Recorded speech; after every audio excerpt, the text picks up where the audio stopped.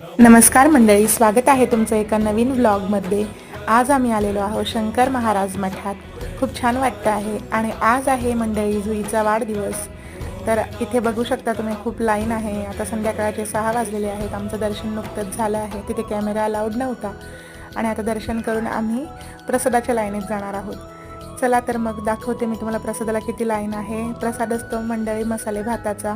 छान आहे मंदिराचा आवार, खूप सुंदर आहे, प्रसन्न वातावरण आहे। इथे खूप सुंदर वाटतं।